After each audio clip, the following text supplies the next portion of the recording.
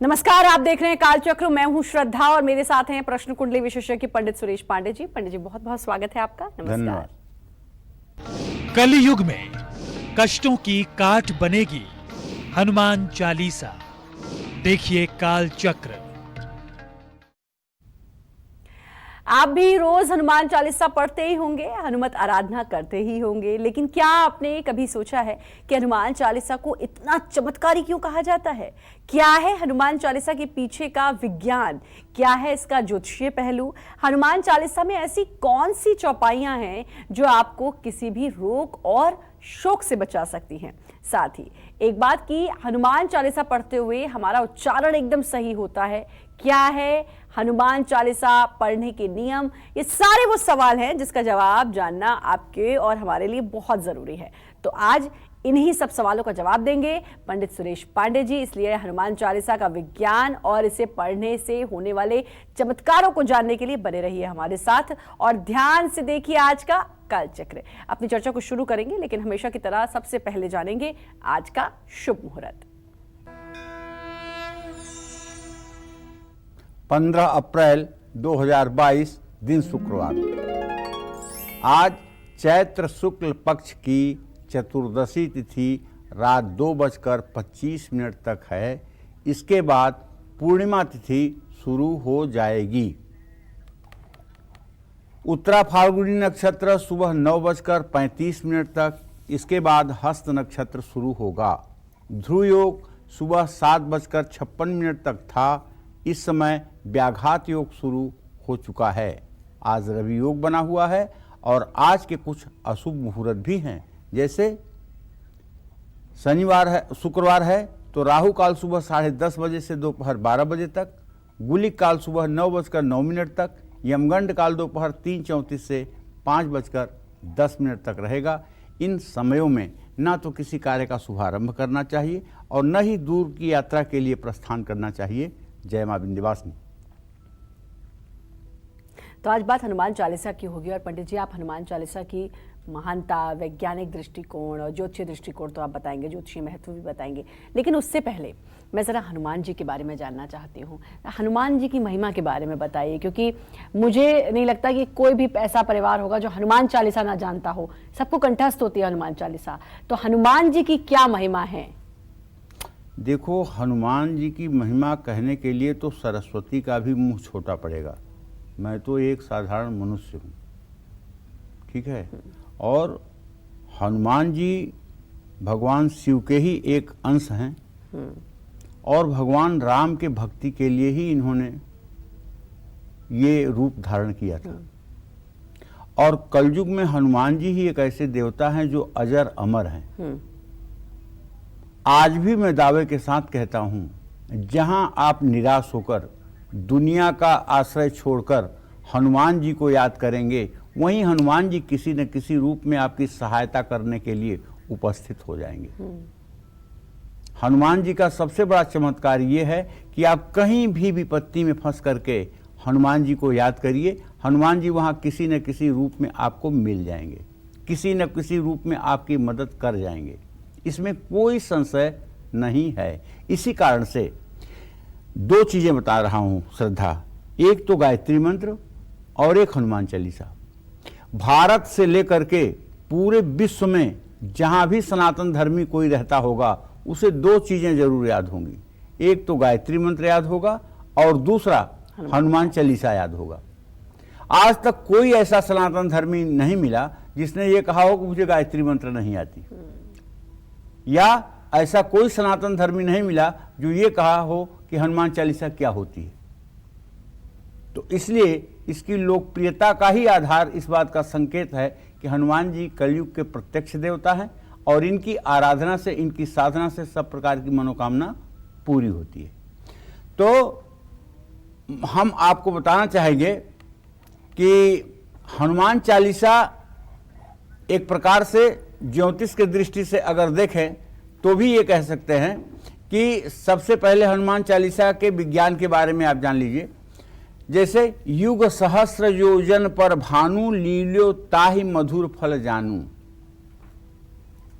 सहस्र योजन माने 1000 योजन, सहस्र योजन, युग, युग माने 4,32,000 वर्ष का जैसे कलयुग है, 8,64,000 वर्ष का द्वापर है, 12 लाख कुछ वर्षों का त्रेता है, 17 लाख कुछ वर्षों का सतयुग है। तो इस तरह से 4 गुना करके सूर्य से पृथ्वी की दूरी को गोस्वामी तुलसीदास जी ने बताया है। इस दोहे का सीधा अर्थ है कि बजरंगबली ने एक युग एक सहस्र योजन की दूरी पर मौजूद सूर्य को एक मीठा फल खाकर, एक मीठा फल जानकर खा लिया था। कहने का अर्थ यह है कि वैज्ञानिकों ने पृथ्वी से सूर्य की दूरी को जो आकलन किया है कलयुग में, वो गोस्वामी तुलसीदास जी ने बहुत पहले ही सूरज और धरती के मध्य की दूरी युग सहस्त्र योजन पर भानु लील्यो ताहि मधुर फल जानू के माध्यम से बता दिया था। अब मैं आपको बताना चाहता हूं कि हनुमान जी की उपासना करने से क्या लाभ होता है। जो व्यक्ति नित्य हनुमान चालीसा का पाठ करता है उसका आध्यात्मिक बल बढ़ता है। ऐसा व्यक्ति हर रोग से लड़ जाता है। हर दिन हनुमान चालीसा का पाठ करने से मन और मस्तिष्क को ऊर्जा मिलती है। हर रोज हनुमान चालीसा का पाठ करने से मन पर पड़े पुराने बुरे अनुभवों का भार कम होता है। तनाव से मुक्ति के लिए हर रोज दोनों समय हनुमान चालीसा का पाठ करने से बहुत लाभ मिलता है। मनोबल बढ़ाती है हनुमान चालीसा। हनुमान चालीसा अकारण भय और तनाव को मिटाती है। हनुमान चालीसा हर तरह के रोग को मिटाती है। हनुमान चालीसा हर तरह संकट से रक्षा करती है। हनुमान चालीसा किसी भी तरह का नजर दोष हो तो उसमें हनुमान चालीसा पढ़ने का बहुत लाभ मिलता है। नकारात्मक सोच और नकारात्मक ऊर्जा को दूर करती है हनुमान चालीसा। ग्रहों के बुरे प्रभावों को कम करने में मदद करती है हनुमान चालीसा। भय और डर को समाप्त करती है हनुमान चालीसा। तन मन और पारिवारिक कलेश को मिटा सकती है हनुमान चालीसा। बुरी संगत और बुराइयों से दूर रखने में मदद करती है हनुमान चालीसा। इस तरह से हनुमान जी सारे सृष्टि में अगर देखा जाए तो ब्रह्मचर्य के प्रतीक हैं। क्या है हनुमान जी? ब्रह्मचर्य के प्रतीक हैं। और ब्रह्मचर्य बहुत बड़ी बात है। ब्रह्मचर्य कोई छोटी बात नहीं है। रावण रूपी मन ने ज्ञान रूपी सीता का अपहरण किया, क्योंकि जब मन रूपी रावण ज्ञान रूपी सीता का अपहरण करता है तभी वो अविवेक पूर्ण कार्य कर सकता है। अगर ज्ञान जागृत रहे तो मन कभी मनमानी कर ही नहीं सकता है। तो ऐसे में आत्मा रूपी राम को जब ब्रह्मचर्य रूपी हनुमान मिल गए तो विभीषण रूपी विवेक ने बता दिया कि रावण के नाभि में अमृत है। और आत्मा रूपी राम ने ब्रह्मचर्य रूपी हनुमान के सानिध्य के साथ रावण रूपी मन का, जो अहंकारी और हर प्रकार से इंद्रियों के वशीभूत होकर के भोगों में लिप्त था, उसको गति प्रदान कर दी। कुल मिलाकर के ये जान लीजिए, हनुमान जी ब्रह्मचर्य के प्रतीक हैं। हनुमान जी ज्ञानियों में अग्रगण्य हैं। और हनुमान जी बस उनके जीवन का हर क्षण, हर पल, हर सेकंड श्री राम नाम में ही व्यतीत होता है और प्रभु की सेवा में ही उनका जीवन सबसे उत्तम ढंग से व्यतीत होता है। जय मां विंध्यवासिनी। तो आज आप हनुमान चालीसा की महिमा के बारे में जान रहे हैं। ऐसी महिमा और ऐसी बातें जो शायद कहीं और जानने को ना मिले। कहा जाता है कि मंत्र हो या श्लोक, चौपाई हो या फिर कोई पाठ, अगर उसका उच्चारण सही नहीं है तो आपको उस पाठ का पूरा लाभ नहीं मिलता। ऐसे में कहीं ऐसा तो नहीं कि आप भी हनुमान चालीसा का गलत उच्चारण करते हैं? क्या है हनुमान चालीसा का सही उच्चारण? आइए जानेंगे पंडित जी से। बताइए पंडित जी। अब जिसे मैं सही बताना चाह रहा हूं उसे हो सकता है कि आप गलत भी समझते हो। जैसे हनुमान चालीसा और रामचरितमानस के दोहे और चौपाइयों में ड़ की जगह पे हर जगह न लिखा हुआ है। ड़ की जगह पे क्या लिखा हुआ है? न। जैसे चरण को चरण, हरण को हरण, शरण को शरण। हनुमान चालीसा में स की जगह स लिखा हुआ है। जैसे कलेश को कलेश लिखा हुआ है, कपीस को कपीस लिखा हुआ है, शंकर को शंकर लिखा हुआ है। इसी तरह से व की जगह ब लिखा हुआ है। जैसे विक्रम को विक्रम लिखा हुआ है, विद्या को विद्या लिखा हुआ है, विकार को विकार लिखा हुआ है, महावीर को महावीर लिखा हुआ है। हनुमान चालीसा की एक चौपाई में गोसाई शब्द है। इसको गोसाई ना बनाएं कि आप सोचें कि ये मिसप्रिंट है, गोसाई को मैं गोसाई कह दूं। इसी तरह से हनुमान चालीसा में हर शब्द जैसे लिखे हैं, इनका उच्चारण वैसे ही करना चाहिए। अपनी मानव बुद्धि से इसमें संशोधन करने का प्रयास नहीं करना चाहिए, क्योंकि ये गोस्वामी तुलसीदास ही जाने कि उन्होंने इन शब्दों का चयन क्यों किया था। ये मनुष्य के मस्तिष्क और मनुष्य के समझ के बाहर की बात है। जय मां विंध्यवासिनी। तो आप आज हनुमान चालीसा की महिमा के बारे में जान रहे हैं और आपने वैज्ञानिक क्या इसका पहलू है, वैज्ञानिक क्या दृष्टिकोण है, इसके बारे में तो जान लिया, लेकिन पंडित जी आप जरा ज्योतिषीय इसके क्या पहलू हैं हनुमान चालीसा के, ये आप हमें बताएं। देखिए,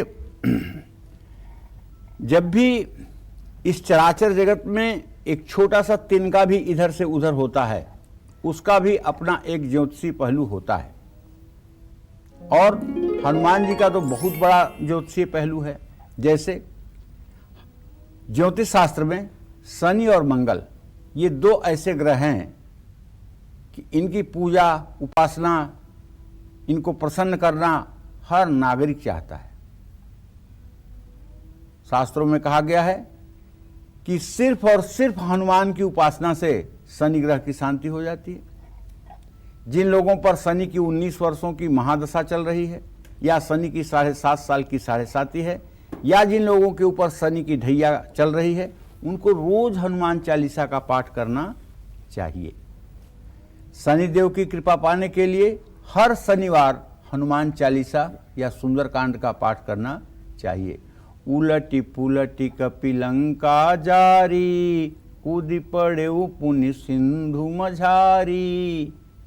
कहते हैं, एक कथा आती है कि रावण ने शनिदेव को उल्टा करके लंका में बांध दिया था। जब हनुमान जी के पूंछ में कपड़ा लपेटा गया, तेल घी डाला गया, आग लगाई गई, रहा नगर न बसन घृत तेला, बाढ़ी पूंछ की न कपि खेला।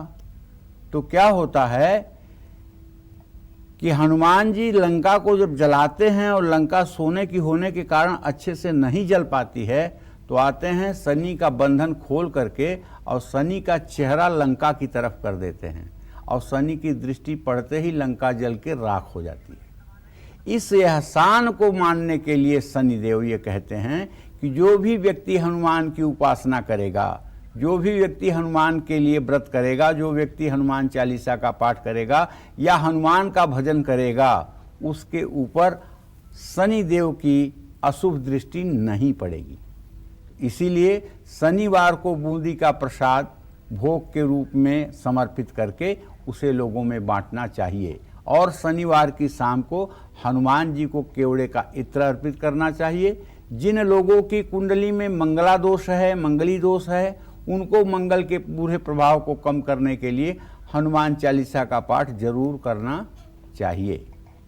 इससे मंगल का बल, साहस और ऊर्जा सभी आप पाठ करने वाले व्यक्तियों को प्राप्त होगी।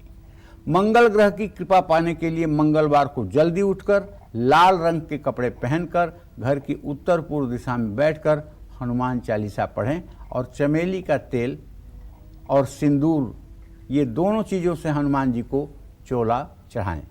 हनुमान जी को काले चने भीगे हुए और गुड़ का भोग लगाने से भी मनोकामना पूरी होती है। और अगर ये काले चने और गुड़ मंगलवार को बंदरों को खिलाया जाए तो बड़े से बड़े ग्रह दोष का भी समाधान हो जाता है।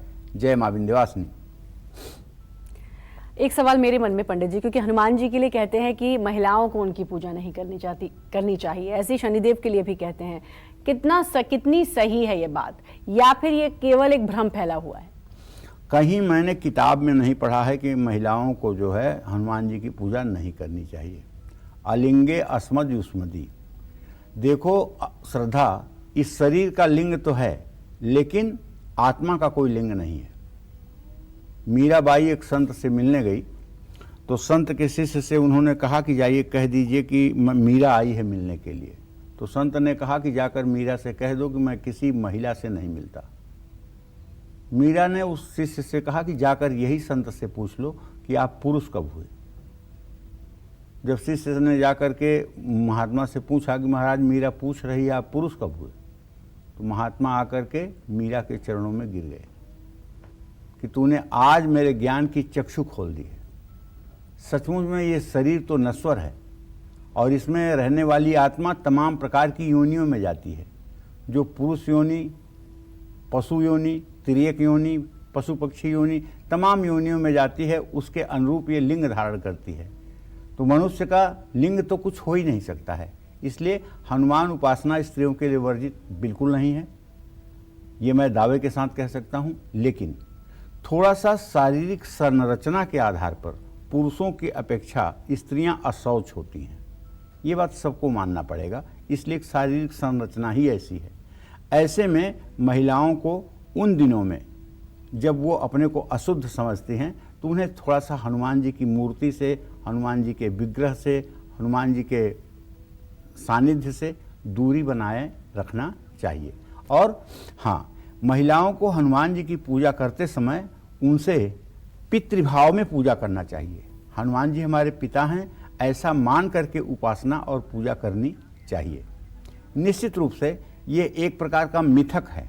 जो लोग कहते हैं कि नहीं महिलाओं को हनुमान जी को नहीं छूना चाहिए, क्यों नहीं छूना चाहिए? सीता जी के चरण तो हनुमान जी रोज छूते थे, तो कहीं दोष नहीं लगा। सीता जी के सामने जाने में भी उन्हें कभी कोई दिक्कत नहीं थी। सीता जी रसोइयाँ करती थी तो हनुमान जी वहाँ बैठ करके खिलवाड़ करते थे। तो ऐसा नहीं है। महिलाओं के लिए पूजा उपासना कर सकती हैं, लेकिन थोड़ी सी कुछ मर्यादाएं हैं, उनका पालन होना चाहिए। और पंडित जी, मुझे तो लगता है कि जब सीता जी कष्ट में थी, वनवास में थी, तो हनुमान जी ही थे सबसे पहले जो वहां गए और उन्होंने राम जी की इतनी मदद की और हनुमान जी ने उनको बचाया। तो उस लिहाज से तो हर महिला को हनुमान जी की पूजा उपासना करनी ही चाहिए। हाँ। तो हनुमान चालीसा और हनुमान जी की महिमा के बारे में आप जान रहे हैं। बहुत कुछ जानना है और बहुत इंटरेस्टिंग टॉपिक है, क्योंकि बहुत सारी बातें ऐसी हैं पंडित जी जो अफवाह है, जो भ्रम है। और जैसा आपने कहा कि कहीं आपने नहीं पढ़ा कि हनुमान जी की पूजा महिलाओं को नहीं करनी चाहिए। तो ये आज लोगों के दिमाग से भ्रम दूर हो गया, क्योंकि लोगों को लगता था कि नहीं महिलाएं पूजा नहीं कर सकती। तो एक बात तो आज पक्की हो गई कि भाई महिलाओं को तो और ज्यादा पूजा करनी चाहिए हनुमान जी की। ऐसी बहुत सी सारी बातें हैं जो हम पंडित जी से जानेंगे। लेकिन कुसुम लता एक कॉलर हमारे साथ जुड़ चुकी है, पहले उनसे बात कर लेते हैं। कुसुम लता जी, बहुत बहुत स्वागत है, बात करिए पंडित जी से। पंडित जी नमस्ते। हाँ, खुश रहो बेटा। मैं कुसुम लता बोल रही हूँ बिजनौर से जी। मैं अपने बेटे के बारे में पूछना चाहती हूँ पंडित जी। मेरे बेटे की डेट ऑफ बर्थ है 13/6/2004 जी। सुबह का जन्म है 5:57 का जी। पंडित जी ये इंटर में है इस साल, पर इसका पढ़ाई में मन नहीं लगता। और ये मतलब इसको कौन सी लाइन में जाना चाहिए और इसका भविष्य कैसा रहेगा पंडित जी? बिल्कुल चिंता मत करो, 1% चिंता मत करो। ये भले ही अभी पढ़ाई में मन नहीं लग रहा है, लेकिन अब इसका पढ़ाई में मन लगना शुरू हो जाएगा। बस इसको एक 7 मुखी रुद्राक्ष गले में लाल धागे में डलवा दो और इससे भी कहो कि हनुमान चालीसा का रोज पाठ किया करे। दूसरी बात इसके लाइन की है तो इसके 10वें भाव का स्वामी ही शुक्र है।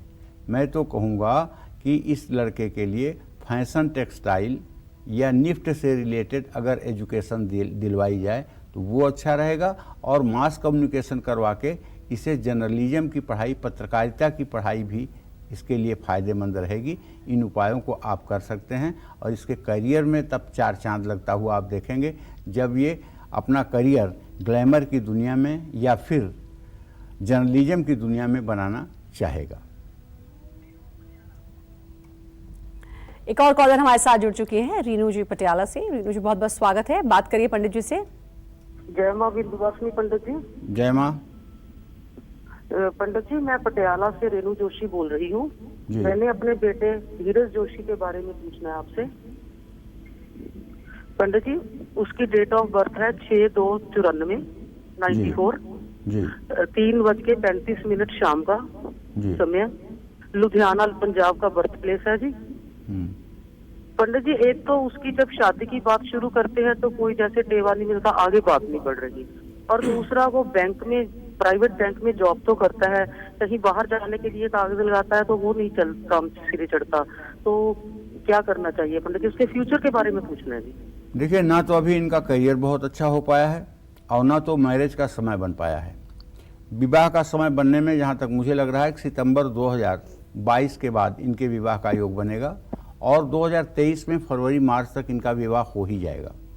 करियर की जहाँ तक बात है, अभी अपने करियर को लेकर के बिल्कुल असंतुष्ट हैं और वैसे आपको चाहिए कि अगर ये विदेश जाना चाहें तो आपको इसमें इनकी मदद करनी चाहिए और विदेश में इनका अगर सेटलमेंट हो जाए तो शायद ये इनके जीवन के लिए सबसे बेहतर होगा। जय मां विंध्यवासिनी।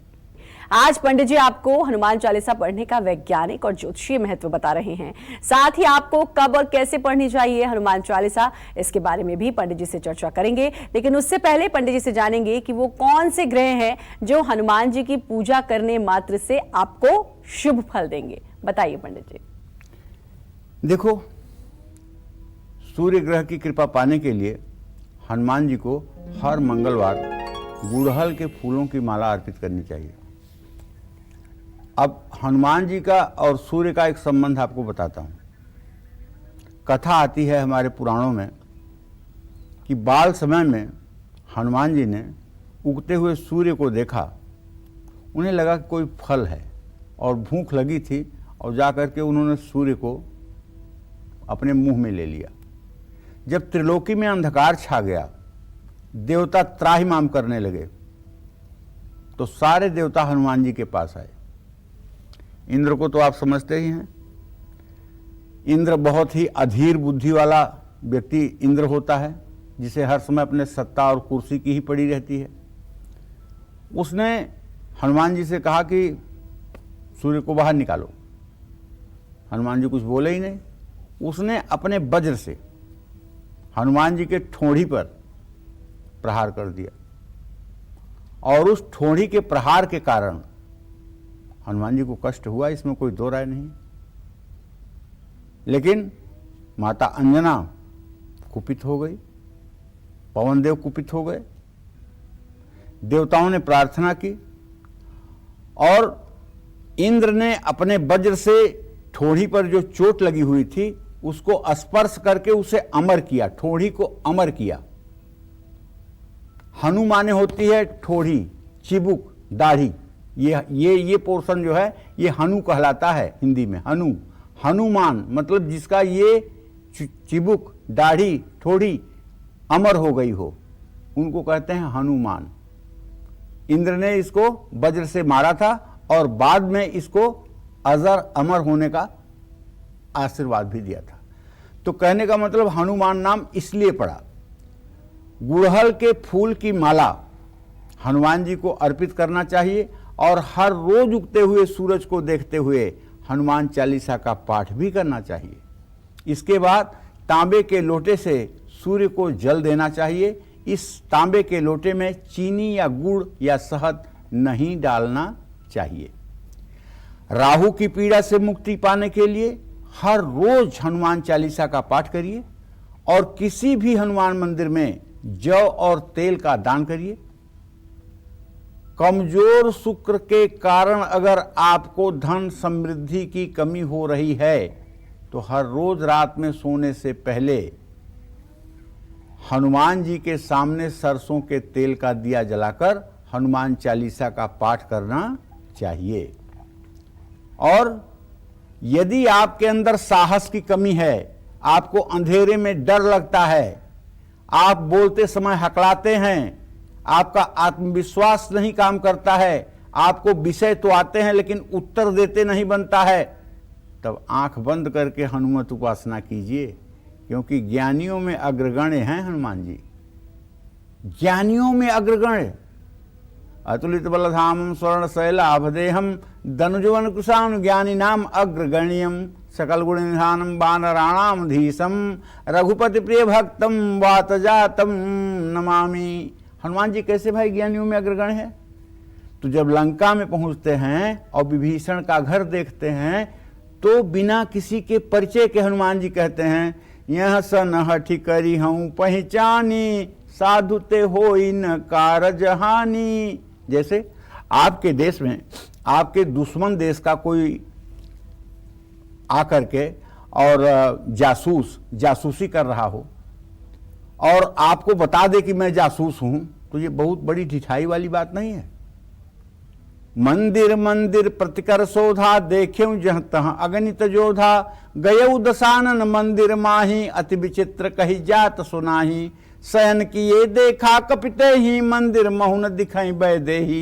कहने का मतलब है हनुमान जी ने एक एक घर लंका का ढूंढा और यहां तक कि वो रावण के घर में गए और वहां भी उन्होंने रावण को सोते हुए तो देखा लेकिन माता जानकी को नहीं देखा। रामायुध अंकृत गृह शोभा वरन न जाय नव तुलसिका वृंद कबे हरस कहेऊ कपिराय लंका निश्चर निकर निवासा यहाँ कहाँ सज्जन करवासा मनमोह तरक करे कपिला गाता ही समय विभीषण जागा राम नाम ते सुमिरन कीना हृदय हरस कपि सज्जन चिन्हा यही सन हट करी हूँ पहचानी साधु ते होई न कारज हानि। तो भैया हनुमान जी ने सब कुछ अपने बारे में बता दिया और माता जानकी के बारे में विभीषण से जिज्ञासा की जानने के बारे में। विभीषण ने माता जानकी के बारे में सब कुछ बता दिया। हनुमत चले पुण्य विदा कराई पुण्य हनुमंत गये तहवा वन अशोक सीता रह जहवा। जहां सीता रहती थी माता अशोक वाटिका में, फिर हनुमान जी वहां जाते हैं। और हनुमान जी को ज्ञानियों में अग्रगण्य क्यों कहा गया भैया? तो इसलिए कि जब लक्ष्मण को शक्ति लगी थी तो रावण ये जान गया था कि ये काम अगर कोई औषधि लाने का कर सकता है तो वही हनुमान कर सकता है। हनुमान को रोक लो। हनुमान की कमजोरी है राम कथा। तो कालनेमी एक राक्षस था जो रूप बनाने में माहिर था। उसके पास रावण ने जाकर के कहा कि तुम्हें हनुमान को रोकना है। कालनेमी ने कहा क्यों मेरी बलि चढ़ाना चाहते हो? हनुमान को रोकना कोई आसान बात है? मैं कुछ नहीं जानता हूं। अगर हनुमान के हाथ बलि चढ़ जाओगे तो ठीक, नहीं तो मैं बलि चढ़ा दूंगा तुम्हारी अभी, और नहीं तो जाकर के हनुमान को रोको। कालनेमी ने साधु का वेश बना करके बिजेठुआ महावीर, सुल्तानपुर जिले में एक स्थान है बिजेठुआ महावीर, वहाँ एक सरोवर के किनारे जा कर के बैठ करके एक माया का आश्रम बना करके और राम कथा कहने लगा। हनुमान जी वायु मार्ग से जा रहे थे, राम कथा सुने, उतर करके आके बैठ गए, कथा सुनने लगे।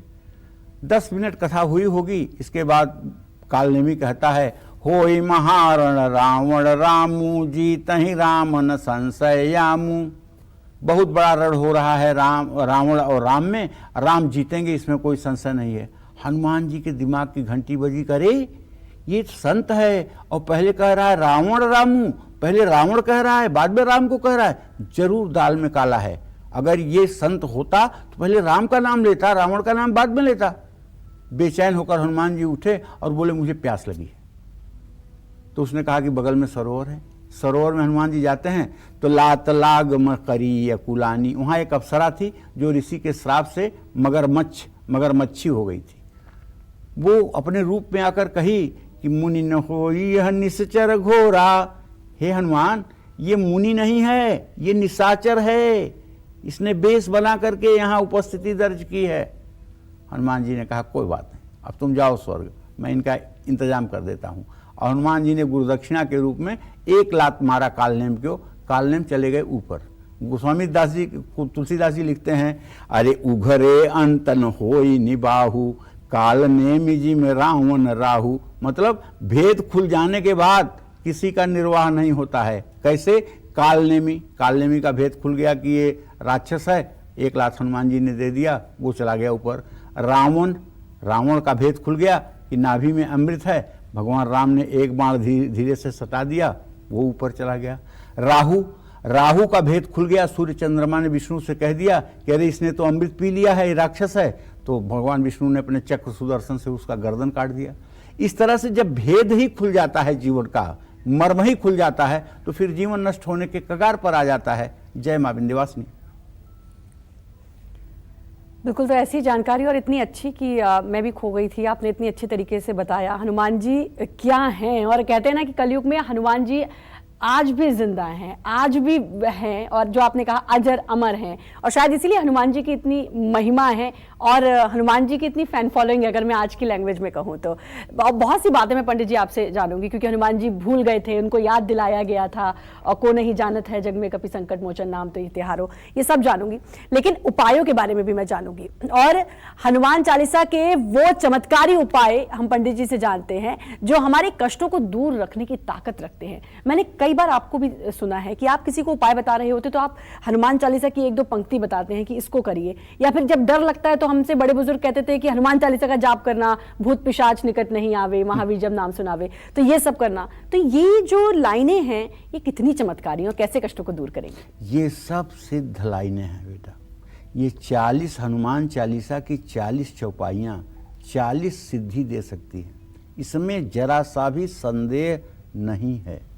और आज भी पूरे भारत में मैं दावे के साथ कहता हूं, जब भी कोई व्यक्ति रात्रि के समय में शमशान से गुजरता है, पीपल के नीचे से गुजरता है, कब्रिस्तान से गुजरता है, और जिस व्यक्ति को भी ये लगता है कि यहाँ कोई बुरी आत्मा रहती है, तो उस आदमी के मुंह पर बिना प्रयास के हनुमान चालीसा चढ़ जाता है। जय हनुमान ज्ञान गुण सागर, जय कपिस्तिव लोक उजागर, रामदूत, और तब तक रहता है जब तक भय नहीं समाप्त हो जाता। तो कलयुग का एक ऐसा महामंत्र जो हर व्यक्ति के आत्मा के नजदीक है, जो हर प्रकार के भय को दूर करने का सामर्थ्य रखता है। तो कहने का मतलब यह है कि अगर कष्टों को दूर करना है तो हनुमत उपासना आपके लिए वरदान है। अनजाने में की गई भूल की वजह से आप अगर कानूनी मुश्किलों में फंस गए हैं तो हनुमान चालीसा का 100 बार पाठ करिए। जैसे क्यों 100 बार पाठ करेंगे? 100 यह 7 बार पाठ कर जोई, छूटे बंदी महासुख होई। अगर बंधन में है, कोई कारागार में है, और 100 बार हनुमान चालीसा का पाठ कर लिया जाए, और वो व्यक्ति न्याय के रास्ते पर है, कुचक्र में फंसाया गया है, उसके साथ अन्याय हो रहा है, तो अगर 100 बार हनुमान चालीसा का पाठ मंगलवार या शनिवार को व्रत करके कर लिया जाए तो तत्काल कारागार से मुक्ति मिलती है। यह 7 बार पाठ कर जोई, छूटे बंदी महासुख होई। पर्स में अगर पैसे नहीं टिकते हैं, हमेशा पैसों की कमी बनी रहती है, अष्ट सिद्धि नवनिधि के दाता, असबर दीन जानकी माता। जानकी माता ने तो सिद्धि निधि के स्वामी बना दिया हनुमान जी को, तो उनकी उपासना के बाद फिर पैसे रुपए की कहां कमी रह जाती है। मंगलवार के दिन सुबह स्नान करने के बाद बड़ के पेड़ का एक पत्ता तोड़ लीजिए और पत्ते को साफ पानी से धो लीजिए। अब इस पत्ते को कुछ देर हनुमान जी की प्रतिमा के सामने रखिए और इसके बाद पत्ते पर केसर से श्री राम लिखिए और हनुमान चालीसा का जप करते हुए इस पत्ते को अपने मनी पैसा रखने की जगह पर स्थापित कर लीजिए। जब ये पत्ता पूरी तरह से सूख जाए तो इस पत्ते को नदी में बहा दीजिए। ये उपाय फिर दोहराते रहिए, घर में सुख शांति बनी रहेगी। इसके लिए हर मंगलवार और शनिवार को हनुमान मंदिर जाकर गुड़ और चना अर्पित करना चाहिए। घर में सुबह शाम हनुमान चालीसा का पाठ करने से हर प्रकार की रिद्धि सिद्धि घर में बनी रहती है। पाठ करने के पहले और बाद में आधे घंटे तक किसी से बात नहीं करना चाहिए। भगवान कृष्ण कहते हैं, बलों में मैं प्राणायाम हूं, व्रतों में मैं मौन हूं। मौन व्रत से बड़ा कोई व्रत नहीं होता, चाहे जितने उपवास कर लो, मौन व्रत से कोई बड़ा व्रत नहीं होता।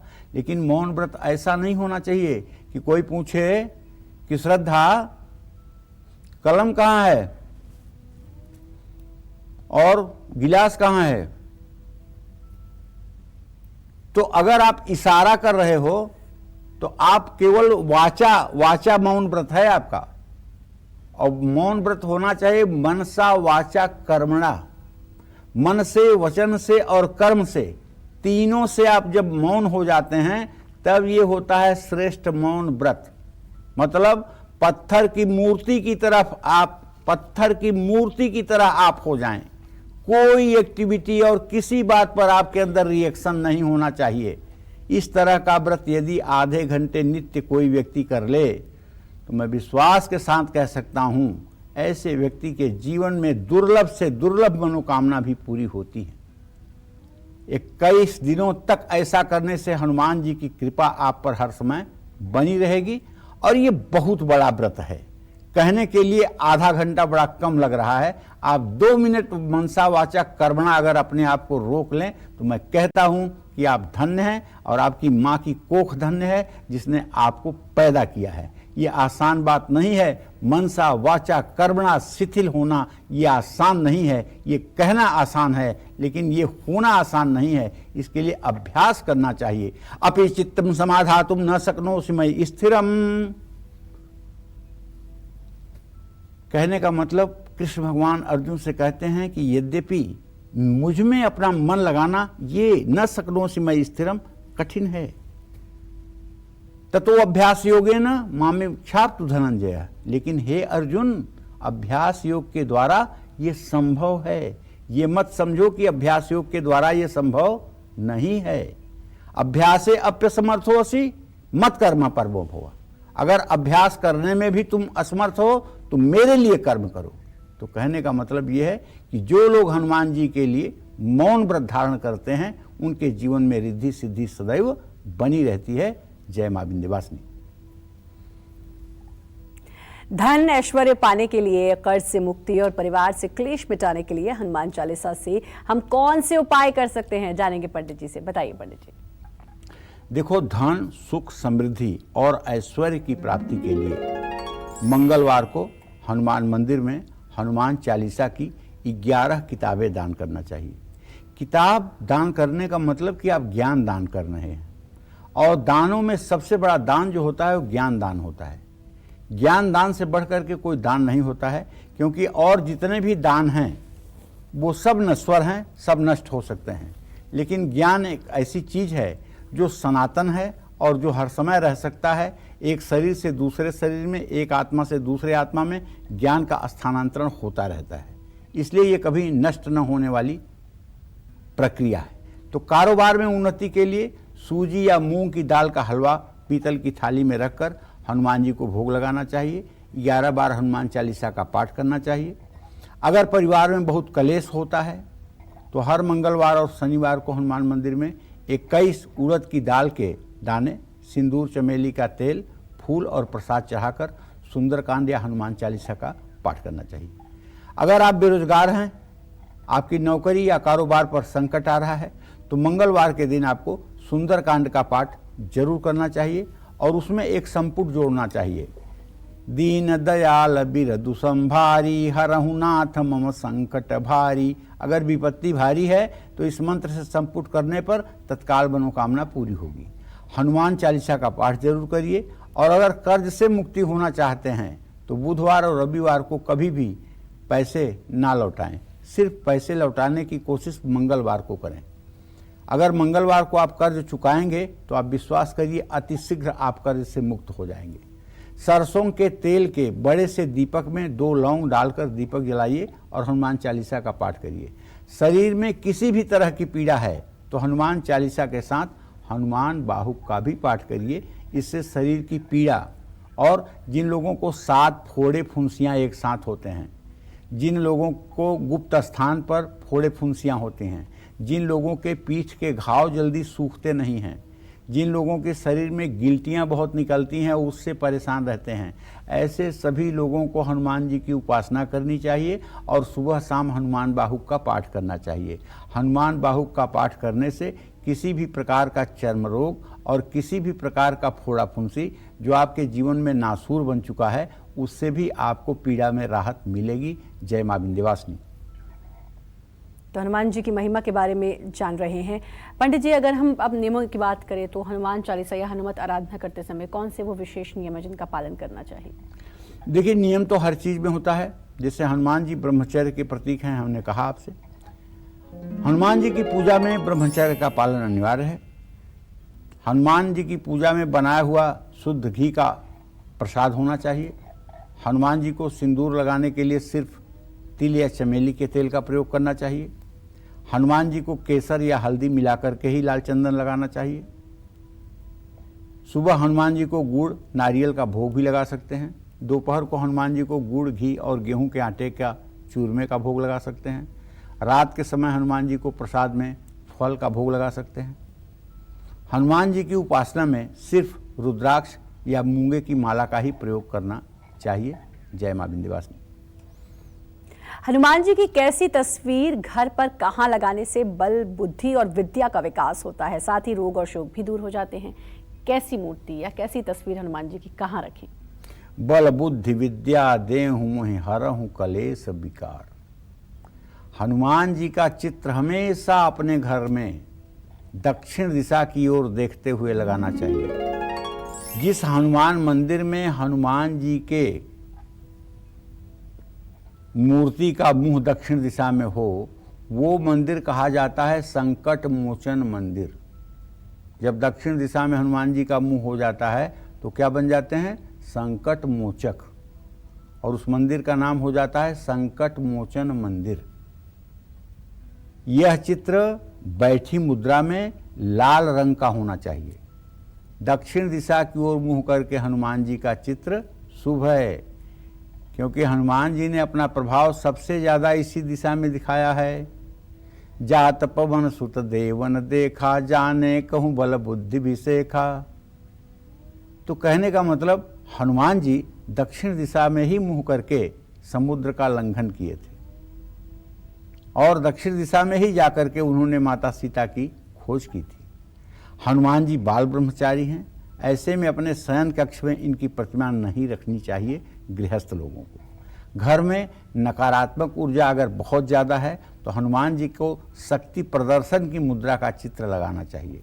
घर के मुख्य द्वार के ऊपर पंचमुखी हनुमान जी का चित्र लगाने से घर से सभी प्रकार की नकारात्मक ऊर्जा रुक जाती है। मकान में गलत दिशा में जल स्रोत है, शत्रुबाधा है, बीमारी है, मनमुटाव है, तो इस दोष को दूर करने के लिए भी पंचमुखी हनुमान का चित्र लगाना चमत्कारी साबित होगा। जय मां विंध्यवासिनी। चलिए, आप पंडित जी से जल्दी से जानते हैं कि हनुमान जी का कौन सा स्वरूप घर में लगाने से कौन कौन सी मनोकामनाएं पूरी होती हैं। बताइए पंडित जी। देखिए भैया, हनुमान जी का ड्राइंग रूम में जो चित्र ऐसा लगाइए जिसमें पर्वत उठाए हुए हैं। हनुमान जी का चित्र श्री राम का भजन करते हुए। हनुमान जी का चित्र आपके अंदर बल, साहस, विश्वास और जिम्मेदारी की अगर कमी है तो पहाड़ उठाते हुए। हनुमान जी का चित्र घर में लगाइए।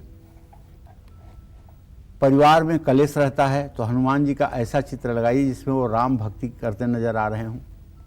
कोई मुश्किल लक्ष्य को प्राप्त करने के लिए उड़ते हुए हनुमान जी का चित्र अपने घर में लगाइए। किसी भी कार्य में सफलता प्राप्ति के लिए लंका दहन करते हुए या राम लक्ष्मण को अपने कंधे पर बिठाकर उठाए हुए हनुमान जी का चित्र अपने घर में लगाइए। इन सब चीज़ों से देखिए, जिस भाव में आप हनुमान जी को पुकारेंगे उसी भाव में वो आपके सामने आएंगे। अगर आप भक्त हृदय बनकर के उन्हें पुकारेंगे तो आपको भवसागर से पार करने में वो मदद करने के लिए आएंगे। अगर उन्हें आप इस जीवन संकट से उबारने के लिए बुलाएंगे, वो ऐसा करने भी आएंगे। हर प्रकार की मनोकामना पूरी करने की सामर्थ्य उन्हें सीता मैया ने दे दी। जगत जननी जगदम्बा सीता मैया ने इतना आशीर्वाद भर भर के दिया है हनुमान जी को कि अब हनुमान जी को इस त्रिलोकी में किसी और चीज की आवश्यकता नहीं है। हनुमान की उपासना करने वाला कोई व्यक्ति जीवन में कभी दुखी नहीं हो सकता है। इस बात को एकदम लक्ष्मण रेखा आप मानिए। हनुमान जी का स्मरण मात्र करने से दुखों का विनाश हो जाता है, इसमें कोई संशय नहीं है। जय मां विंध्यवासिनी। तो बिल्कुल दुखों का नाश हो जाता है। और हनुमान जी से जुड़ी हुई बहुत सारी बातें हैं पंडित जी। फिर भी समय का ख्याल रखते हुए मैं कुछ जानना चाहूँगी। एक तो जो मैंने जिसका पहले जिक्र भी किया कि जब पुल बनाया जा रहा था और उस समय हनुमान जी को याद दिलाई जाती है उनकी शक्तियाँ, और उसके बाद फिर हनुमान जी को याद आती है उनकी शक्तियाँ, वो जो कथा है, वो जो स्टोरी है, वो आप बताइए। कौन सो काज कठिन जग माही, जो नहीं हो तात तुम पाही। ठीक है, का चुप साधि रहे बलवाना। मतलब हनुमान जी के बारे में कहा जाता है कि हनुमान जी को जब उनके बल का याद करवाइए तभी याद होता है। कनक भूधराकार शरीरा, समर भयंकर अति बलबीरा। हनुमान जी को जब जामवंत कहते हैं, जामवंत के बचन सुहाए, सुनि हनुमंत हृदय तब हृदय अति भाए। तब लग मोहि पर खेऊ तुम भाई, सही दुख कंद मूल फल खाई। जब लगी आमहु सीत ही देखी, होई है काज मोहि हरस बिसेखी। अस कह नाई सबन कर माथा, हरस चले ही धरि रघुनाथा। सिंधु तीर एक भूधर सुंदर, कौतुक कूद चढ़े ताऊ पर। बार बार रघुवीर समारी, तरके पवन तनय बल भारी। जहि गिरि चरण दे हनुमंता, चले सुगा पाताल तुरंता। जिम्य मोघ रघुपति पर बाना, ये ही भांति चले हनुमाना। जल निधि रघुपति दूत बिचारी, तय मैं नाक हूँ श्रमहारी। हनुमान तहि परसा, कर पुन कीन्ह प्रणाम। राम काज कीन्हे बिना, मोहि कहाँ विश्राम।